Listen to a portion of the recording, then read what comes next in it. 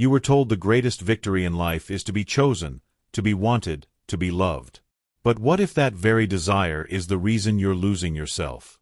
What if the chase for affection is the slowest form of self-destruction? You bend, you shrink, you silence your instincts just to keep someone close. And still, it's never enough. Do you know why it hurts so much when they leave? Because, deep down, you made them the source of your worth. Every time you looked at them, hoping to be seen, a piece of you disappeared. This isn't love. It's dependency wearing perfume. And dependency tears you apart in silence. The Stoics warned us, to need is to be enslaved. They believed the nearer a man comes to a calm mind, the closer he is to strength. But calm doesn't grow in chaos. It grows in solitude. Until you can stand alone without trembling, you will always be at the mercy of someone else's absence. This video will not comfort you. It will confront you. Because you cannot become sovereign until you bury the part of you that begs to be chosen. If you're ready to stop living for others and start reclaiming yourself, consider subscribing to Rise to mark the moment you chose clarity over chaos, truth over illusion, and freedom over the soft chains of validation. You were told that happiness begins the moment someone else sees you, chooses you, accepts you, that the real story starts not with your own mind, but when someone else validates your existence. From childhood, it was everywhere.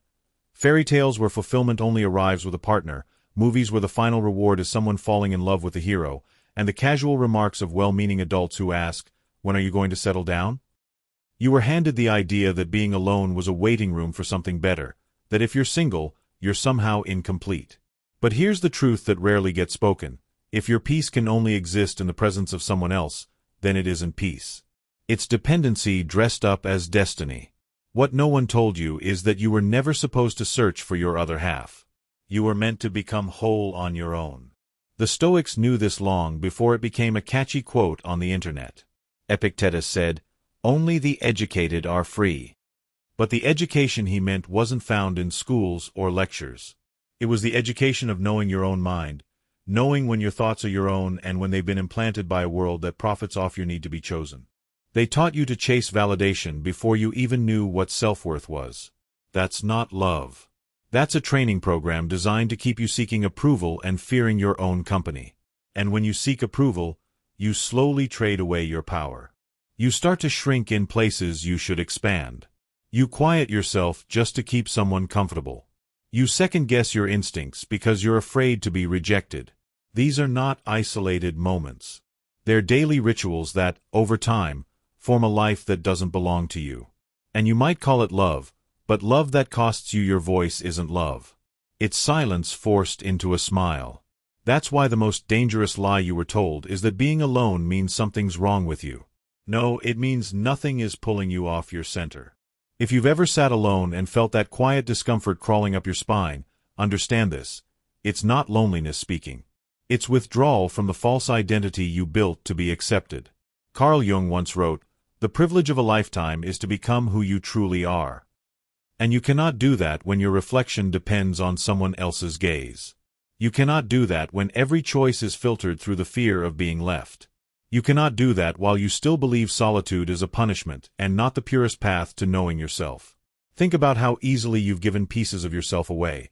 The opinions you've softened, the ambitions you've delayed, the dreams you've diluted so someone wouldn't feel threatened. Not because you're weak, but because you were raised to believe that compromise is the price of being loved. But Marcus Aurelius warned us, if you are distressed by anything external, the pain is not due to the thing itself, but to your estimate of it. You estimated that rejection was deadly. You believed solitude was shameful, but pain from being alone is not proof that you're broken. It's proof that you've finally stopped distracting yourself and now must face what's really inside. And what's inside you is not empty. It's not flawed.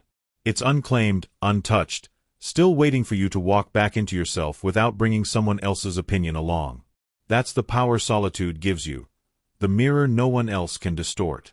That is why so few people seek it, not because it's miserable, but because it reveals too much. It removes the excuses. It asks you to stop pretending you're lost and start admitting you've just never looked inward with honesty. And the moment you do, you begin to reclaim everything that was scattered in the name of being chosen. Dependence whispers that you'll be safe if someone just loves you enough. Stoicism shouts that safety is an illusion if it depends on someone else's behavior. Seneca wrote, "As long as you need validation from others, you're giving them power over your peace." And peace isn't found in holding on, it's found in letting go of the need to be seen, letting go of the idea that your worth rises and falls with someone else's attention, letting go of the fantasy that love will fix what you're unwilling to face. You don't need to be chosen. You need to choose.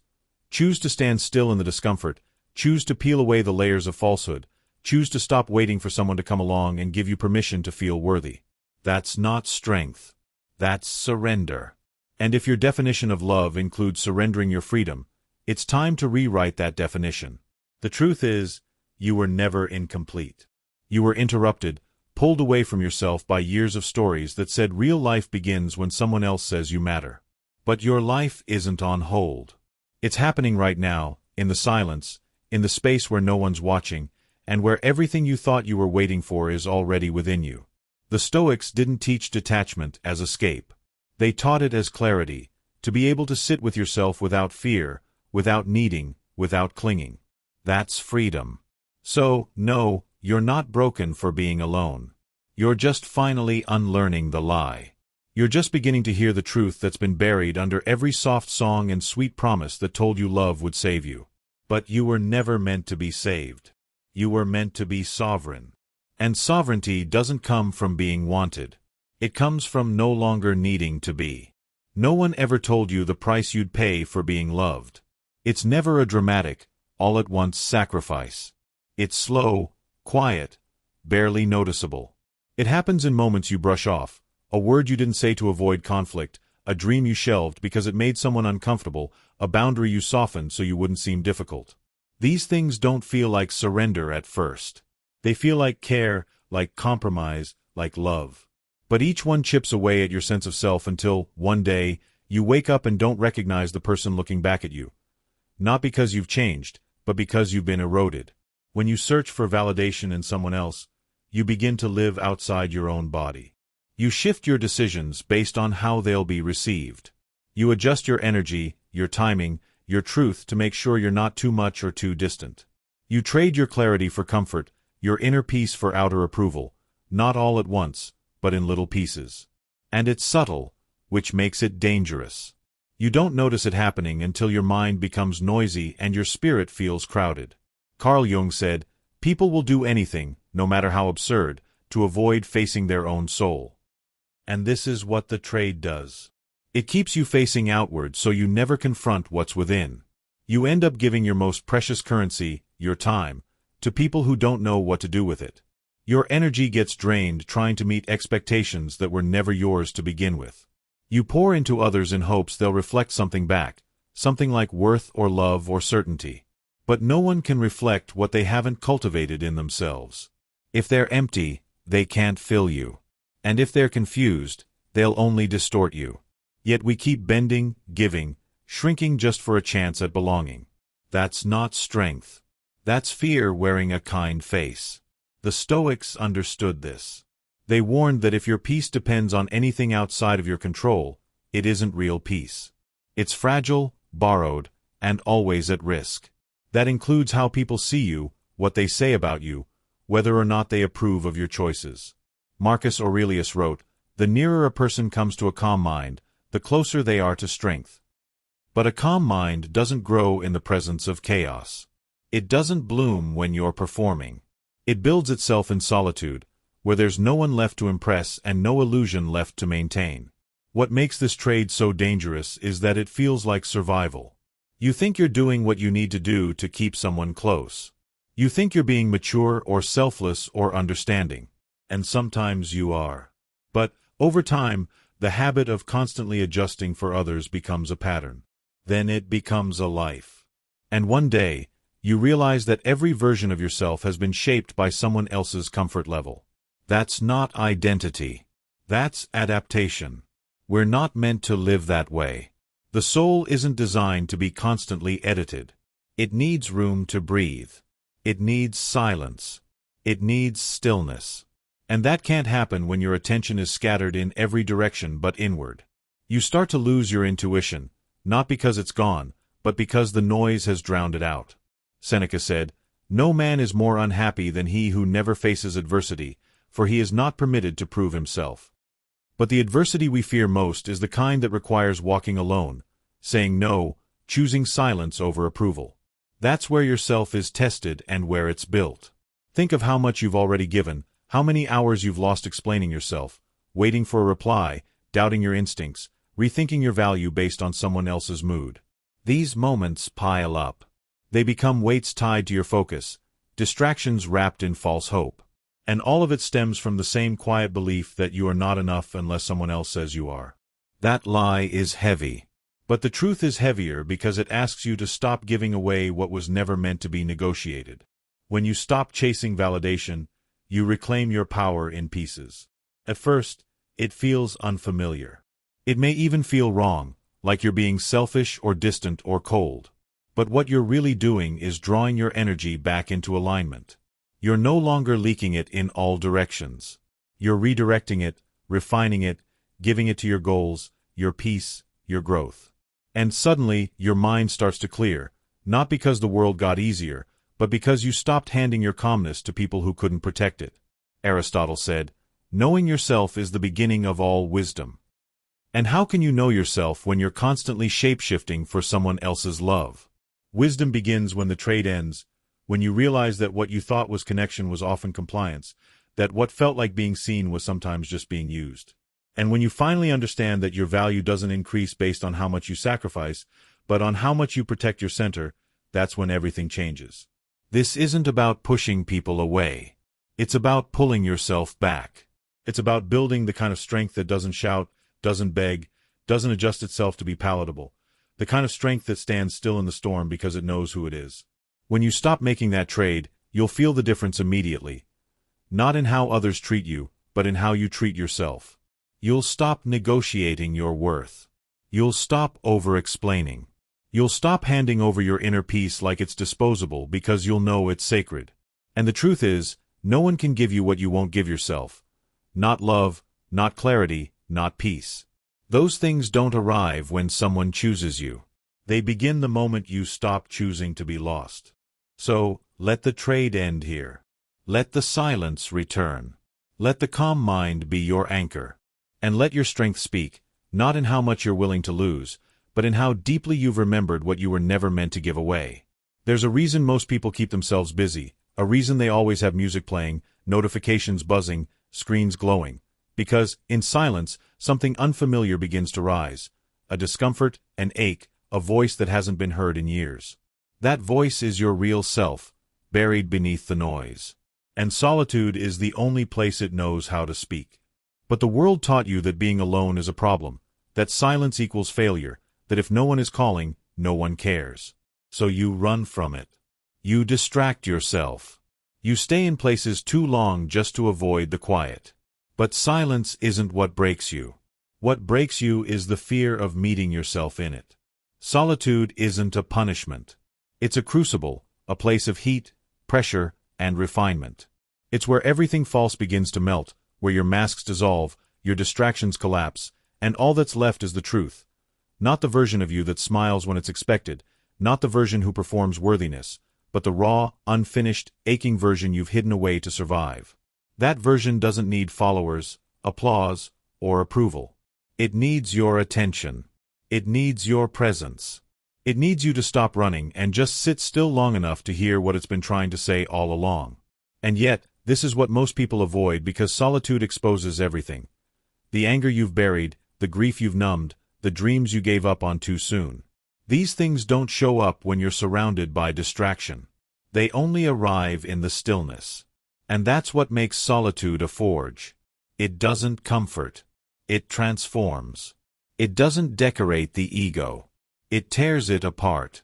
But if you can stay in the fire, if you can resist the urge to numb, to flee, to reach for someone else's hand, you'll come out the other side with something unbreakable. Not an identity built on validation, but one forged in solitude. That's the kind of presence that can't be taken from you because it wasn't given by anyone else. It's built, earned, carved out of hours spent alone, face to face with the most difficult truths of who you are and who you're not. People fear solitude because they associate it with emptiness. But it's not emptiness. It's space. Space to think, to remember, to question, to rebuild. Space to ask yourself who you would be if no one was watching, if no one had expectations, if no one was around to reward or punish you for your choices. And, most importantly, would you even recognize that person?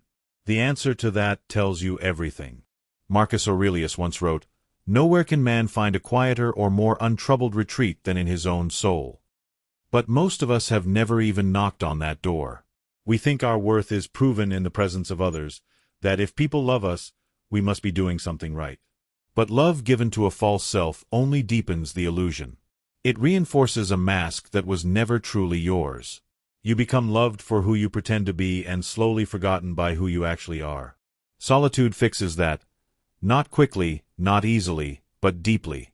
Because in solitude, there's no one to impress, no one to protect, no one to perform for, just you and the truth.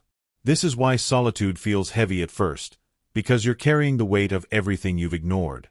But weight is not always a burden. It's resistance.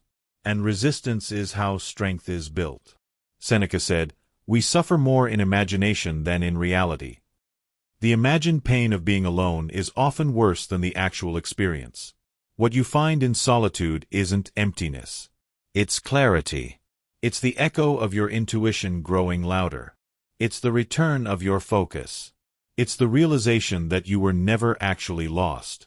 You were just surrounded by too much noise to hear your own direction. When you learn to sit in solitude, a strange thing begins to happen. You stop needing as much. You stop explaining yourself. You stop feeling compelled to prove your value because, now, you know it, not in theory but in experience. You've seen yourself without the makeup of performance, without the decoration of praise, without the safety net of someone else's opinion, and you're still standing, stronger, sharper, more grounded. The person who can face solitude becomes unshakable, not because they don't feel pain, but because they no longer fear it. They've faced the fire. They've stayed inside it.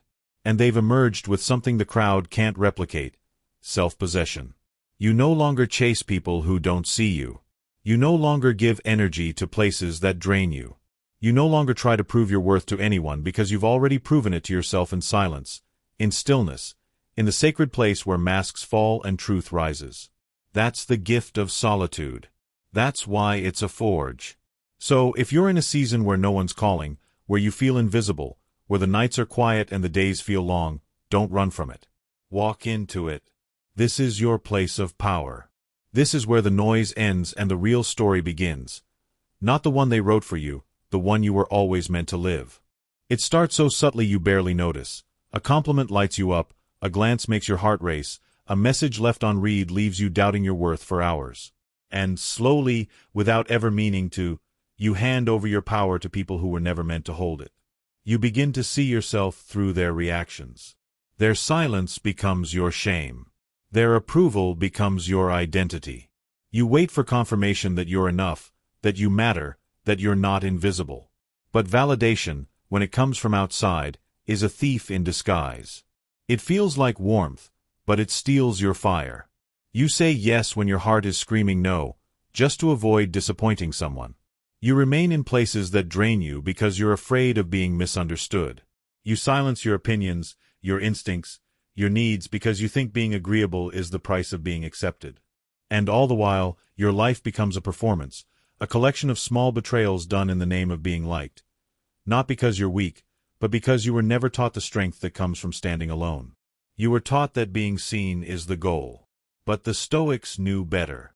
They warned that anything external, applause, opinions, approval, if it can shake your peace, it owns you. And anything that owns you weakens you. Marcus Aurelius said, "You have power over your mind, not outside events. Realize this, and you will find strength." But most people never do. They keep waiting for someone to name them worthy. They put their confidence on layaway, hoping it gets delivered through compliments or relationships. But if your identity relies on how others treat you, it will always be unstable. You'll constantly adjust, constantly shapeshift, constantly negotiate your value through the eyes of others. And that isn't confidence. That's dependence dressed as humility. The need to be validated robs you of your clarity. It makes you question what you know to be true simply because someone else didn't approve of it. You start second-guessing your direction. You delay your growth, not because you're confused, but because someone else didn't clap when you began. You start choosing what looks good instead of what feels right. Carl Jung once wrote, "The world will ask you who you are, and if you do not know, it will tell you." And what the world tells you is shaped by trends, opinions, and convenience, not truth. Validation trains you to ask others what you should already be answering for yourself. What makes this even more dangerous is that validation feels good. It feels like safety. It feels like belonging. But belonging that costs your truth is not belonging. It's imprisonment. When you live for the approval of others, you abandon your ability to approve of yourself. You forget how to trust your own gut. You lose the sound of your own voice. And over time, the silence inside becomes so loud that you can't even remember what you wanted in the first place. That's the real price of needing to be seen. You vanish. And here's the most painful part. People can sense it. When you need their validation to feel whole, they know, maybe not consciously, but something shifts. Your presence becomes negotiable. Your self-worth becomes dependent on their mood. And instead of being respected, you're tolerated, not because you're not enough, but because you gave the impression that you don't know you are. When you forget how to stand alone, others forget how to value your presence. That's the paradox. The more you need them to see you, the more invisible you become. Seneca said, "He who is everywhere is nowhere." If your attention is always on how others perceive you, there's no attention left for who you actually are. Your energy is scattered. Your will becomes diluted. And what could have been strength becomes hesitation. Validation pulls you out of the present moment and into an endless performance of trying to please, impress, or avoid rejection. And the longer you stay on that stage, the harder it becomes to walk off of it. But you can walk off. You can return to yourself. You can begin the process of choosing your own voice over applause, your own clarity over confusion, your own path over popularity. And it starts by noticing where the leaks are, where you say yes when you want to say no, where you wait for permission that was never needed, where you lower your volume just to stay close to someone who's only half listening. Those are the places where your power is bleeding out. And they are also the places where it can be reclaimed. You do not need to be seen by the crowd to be real. You do not need to be validated to have value. You do not need to be accepted by others to belong to yourself. The most powerful person in any room is the one who no longer needs to prove anything to anyone, not out of arrogance, but out of deep, grounded, unshakable presence. That's the kind of presence that doesn't beg to be seen. It simply is, and it cannot be ignored. Socrates once said, "To find yourself, think for yourself." But you can't think clearly when you're constantly looking sideways to see who's watching. You can't build something solid when your foundation is built on the ever-changing tides of public opinion. You must stand still. You must go quiet. You must ask yourself, who am I when no one is watching? Because that person, that quiet, raw, untouched self, is the only one who can carry you through fire. Validation will never fill the void it promises to. It only enlarges it. The more you feed it, the hungrier it becomes. But if you stop feeding it, if you sit in the silence, in the absence of praise, you'll discover something else entirely. A deeper strength, a calm certainty, a solidness that does not move when others shift around you. That is what you've been chasing. Not attention, not popularity, but peace. And that peace isn't found in being liked.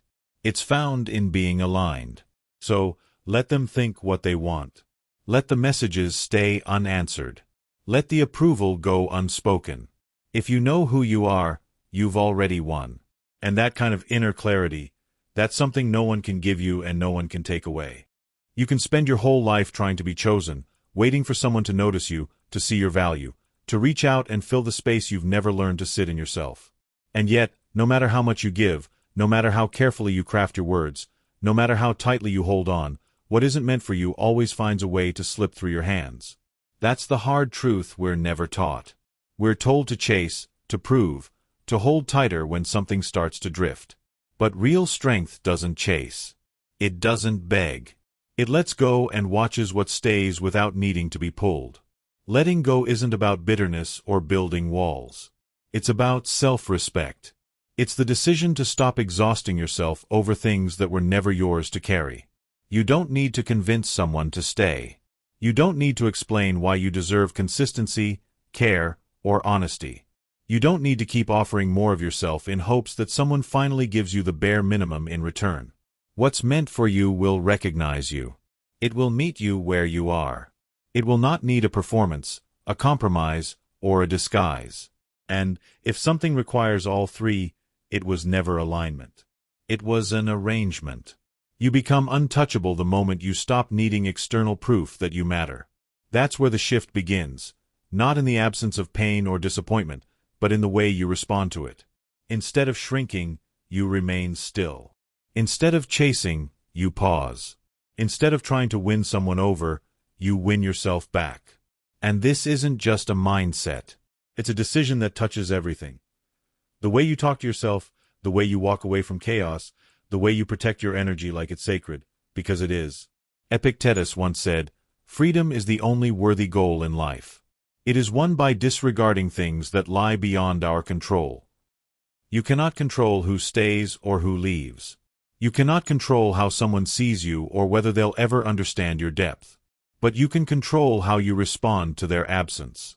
You can choose not to fill that space with desperation, noise, or validation.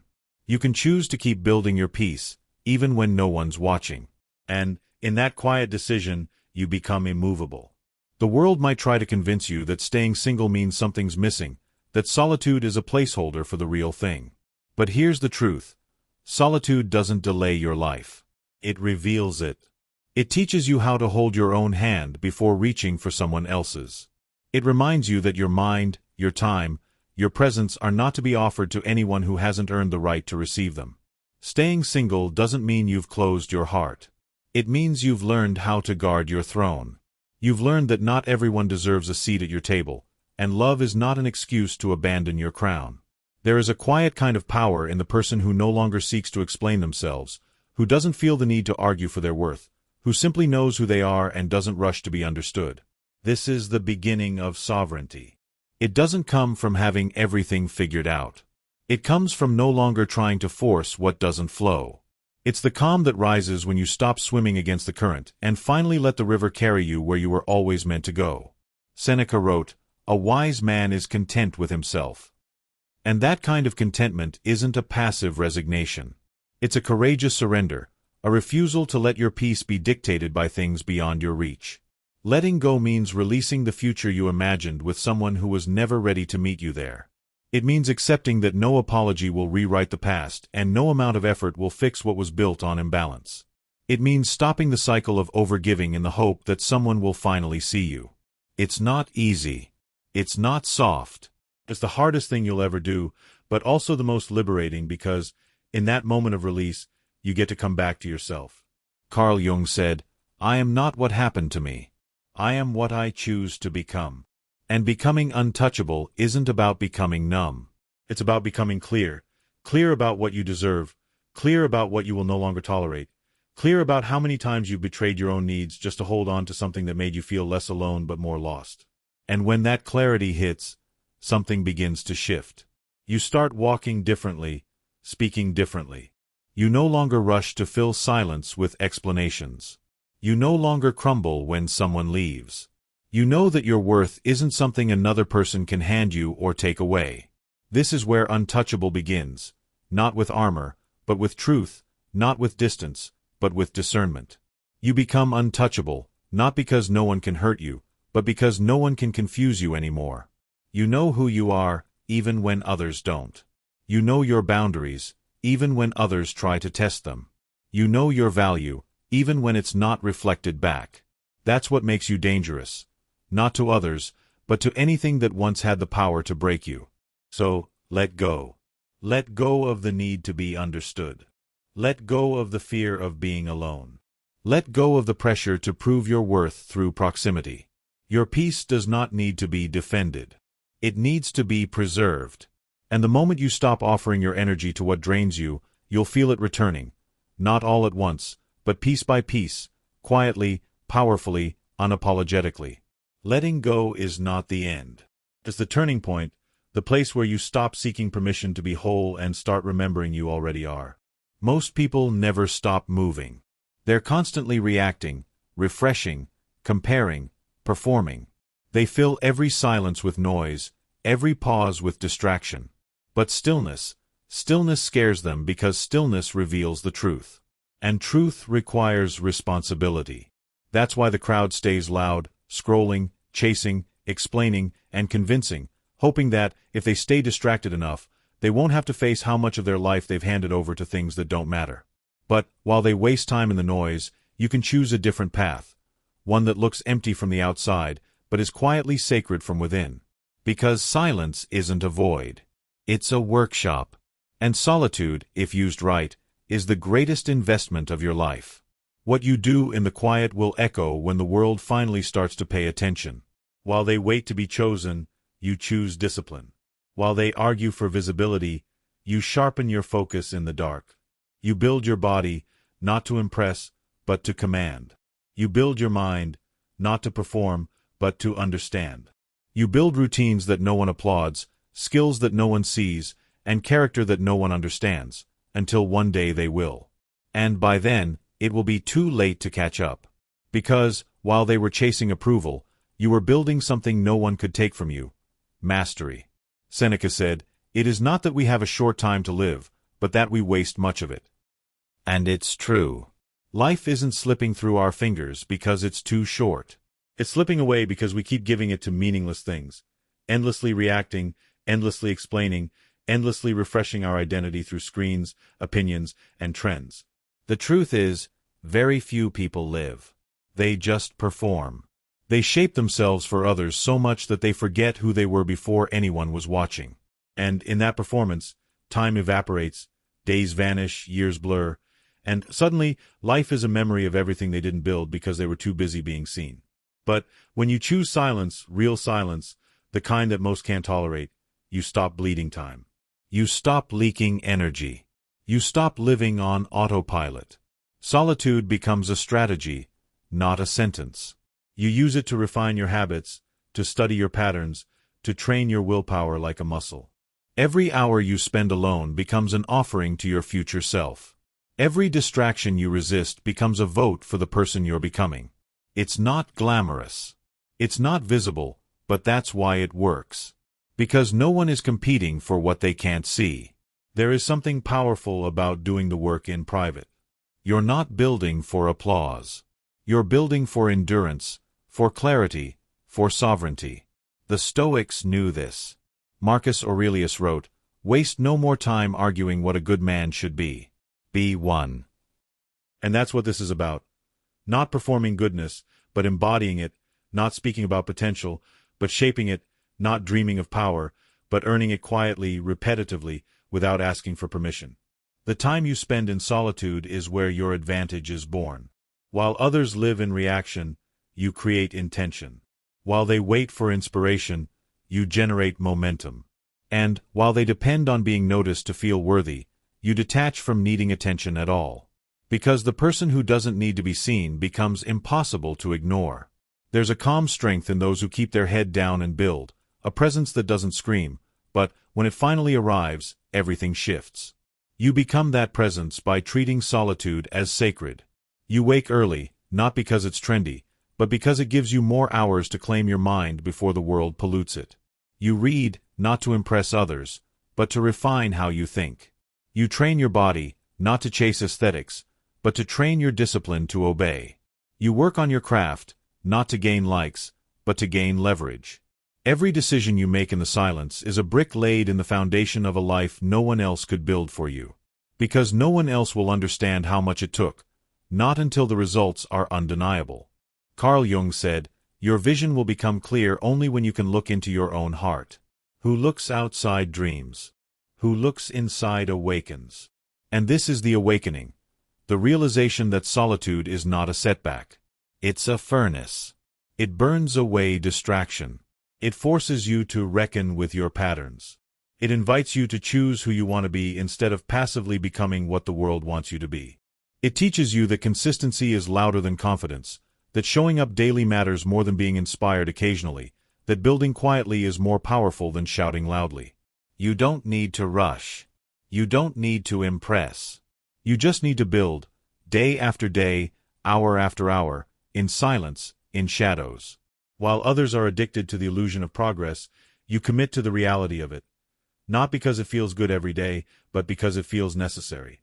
You no longer confuse movement with momentum. You no longer mistake visibility for value. You understand the game now, and you play it differently. This is how you become unshakable, not by seeking the spotlight, but by mastering your shadows, not by proving anything to others, but by becoming someone whose presence proves itself. The kind of person who walks into a room and doesn't need to speak to be felt. That power is not born in applause. It is forged in solitude, in hours no one sees, in silence no one hears, and in self-respect no one can take. So, build, not for them, for you. Build a life that feels powerful, even when no one is clapping. Build a rhythm that outlasts motivation. Build a foundation that holds, no matter who stays, who leaves, who sees, or who doesn't. Build in the silence what others waste in the noise. And, one day, you'll realize you no longer need to be noticed. You've already become unforgettable. There's a moment, quiet, heavy, where the silence feels unbearable. It creeps in when the day winds down, when no one's reaching out, when the buzz fades, and you're left with your own thoughts. And in that space, you feel it, that ache in your chest, the kind of ache that makes you question everything. Maybe it tempts you to go back to someone who didn't see your value. Maybe it whispers that being alone is a mistake, that the discomfort you're feeling is proof you're not meant for this path. But that pain, that ache, it's not your enemy. It's your entrance. It's the door you walk through on the way to transformation. Most people run from it. You won't. Pain shows up, not to break you, but to show you what still owns you, what you're still attached to, what you haven't yet healed. It's a mirror, one that doesn't flatter or lie. And, when you stand in front of it long enough, something shifts. You start to see your patterns, the habits that no longer serve you, the cycles you keep repeating, the people you chase to avoid sitting with your own emptiness. That's not weakness. It's just a signal, a prompt, a point of entry. The moment you stop running and decide to sit with the discomfort, everything begins to change. You start to listen, not to the noise outside, but to the quiet voice within, the one that's been drowned out by distraction. It's not always kind, and it's rarely comfortable, but it's honest. And that honesty is what sets you free. Because, in truth, you realize something most never do. Pain is not a punishment. It's your teacher. Carl Jung said, "There is no coming to consciousness without pain." The path to becoming who you are meant to be will hurt, but it will hurt far less than remaining someone you're not. Everyone wants strength, but few are willing to face the pressure that builds it. Everyone wants clarity, but few are willing to walk through the storm that clears it. You will be tempted by comfort, by nostalgia, by the illusion of safety in someone's arms. But comfort isn't always healing. Sometimes, it's just delay. Sometimes, the people you run back to are the same ones who kept you from evolving in the first place. And that's the test. Can you stay still while the ache burns? Can you sit in the void and resist the urge to fill it with what you've outgrown? Most people break there. They reach for someone, anyone, to silence the discomfort. But all they're doing is hitting pause on their own becoming. They think they're healing by moving on quickly, by being seen again, by pretending they're over it. But the pain never leaves. It just waits. It waits for another quiet night, another pause, another silence, until you finally face it. It owns you. The Stoics understood this. They taught that suffering itself isn't the problem. It's our relationship to it, whether we use it or avoid it, whether we resist the lesson or we walk through it and allow it to make us better. Pain is pressure, and pressure is how diamonds are made. You can't expect to carry a crown without feeling its weight first. You can't expect to command your life if you've never had to stand through the storm without collapsing. Real peace isn't the absence of pain. It's the ability to stay grounded while pain moves through you. It's knowing that discomfort doesn't mean you're failing. It means you're growing. Seneca wrote, "Difficulties strengthen the mind as labor does the body." So why do we run from the very thing that makes us stronger? Because pain demands presence. It requires you to stop numbing, stop escaping, stop blaming, and look directly at what hurts. That kind of presence is rare, but it's where power lives. And once you understand that, pain loses its grip. It becomes less about suffering and more about sculpting, less about weakness and more about refinement. The more you lean into it, the more you begin to see the architecture of your own strength forming. You don't collapse anymore. You become solid, steady, still. This doesn't mean you won't feel lonely. It doesn't mean your chest won't ache when you think of what you let go of. But instead of turning away, you let that ache teach you. You let it guide you. You let it clear out the parts of you that were built on fear, on insecurity, on needing someone else to complete you. That's the real beauty of pain. It clears the path. It strips away what doesn't belong so you can begin again. Lighter, sharper, more whole. There is no crown without pressure, no peace without storm, no sovereignty without sacrifice. You have to give up who you were to become who you are. And pain is the passage. It's the toll at the gate, not to punish you, but to see if you're ready, if you're willing to face the mirror without flinching, if you're ready to be forged. Because everything you want, clarity, strength, self-respect, lives on the other side of that fire. So, when it hurts, don't run. When it's quiet, and you feel the pull to escape, stay, breathe, listen, learn. Let the pain show you what needs to go and what needs to grow. Don't numb it. Don't bury it. Let it burn through the layers that no longer serve you. And when it's done, what's left will be something unshakable, something sovereign. Because once you walk through pain with your eyes open, with your heart present and your mind steady, nothing owns you anymore. Not loss, not silence, not the past. You no longer fear the fire. You've become it. Some will misunderstand your silence. They'll call it cold, maybe even cruel. They'll say you've closed off, that you've given up on love. But they don't understand what you're actually doing. This is not about hate. It's about power. It's about breaking the quiet, invisible chain that wraps around your identity when your worth depends on being wanted. Staying single is not a rejection of connection. It's the refusal to be ruled by it. It's standing still in a world that's obsessed with chasing, proving, and attaching. And when you stop chasing, you start rising. There's a difference between desire and dependence, between reaching for someone because you choose to and clinging because you think they complete you. That difference is everything.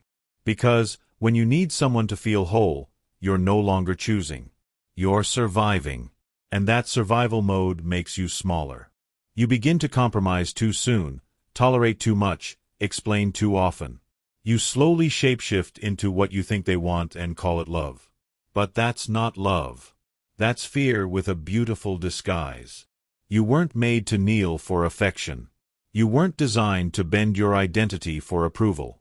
The strength you were born with, the kind that doesn't beg, doesn't chase, doesn't collapse, gets buried under the idea that you must be chosen to matter.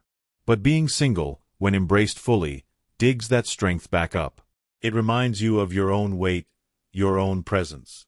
It reconnects you to something that was never meant to be outsourced, your own sense of worth.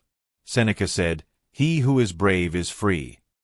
And sometimes bravery isn't loud. Sometimes it looks like turning down a comfortable relationship because you can feel it will cost your peace. Sometimes it looks like walking away from someone you still care about because you know you're shrinking just to stay close. Sometimes it looks like choosing solitude, not because you want to be alone forever, but because you'd rather be whole alone than half-loved with company.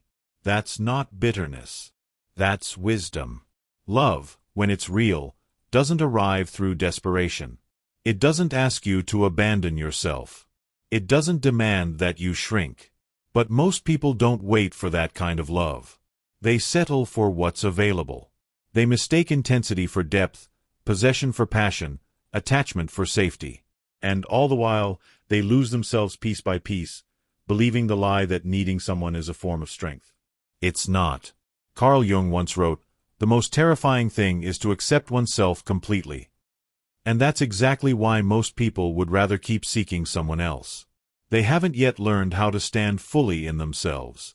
You're not wrong for wanting connection. You're human. But when that desire turns into a void you're constantly trying to fill, it becomes a trap. You'll accept less. You'll settle sooner. You'll confuse being seen for being known. But if you can pause that pattern, if you can sit in your own presence long enough to understand it, you'll begin to feel the difference between being in love and being in need. And that's where power begins, because the person who no longer needs love to feel whole becomes impossible to manipulate. You become still while the world trembles around you. You don't flinch when someone walks away. You don't fold when the attention disappears. You don't chase when someone pulls back. You remain grounded, unshaken. And that quiet steadiness, that refusal to be moved, is what makes you untouchable. Because now, love is no longer your source. It's an addition, a choice, not a crutch, not a cure. The world will call this lonely. They'll project their own fears onto your stillness. They'll say you're avoiding love, hiding from vulnerability, closing your heart. But only you will know the truth. This stillness is not retreat. It's preparation. It's clarity. It's learning to live in such a way that love, when it finally does arrive, walks into a space that's already full, not one that's desperate to be filled. That's not cold. That's responsible. That's sovereign. There's a kind of confidence that comes when you no longer chase, not because you've given up on love, but because you've stopped making it your identity. You've remembered that the real relationship, the one that affects everything else, is the one you have with yourself. And that relationship requires space. It requires time. It requires silence. You can't grow it in noise. You can't build it while constantly being pulled toward validation. You have to be willing to let go of comfort, of illusions, of temporary hands that feel good in the moment but hold nothing real. That's where courage lives.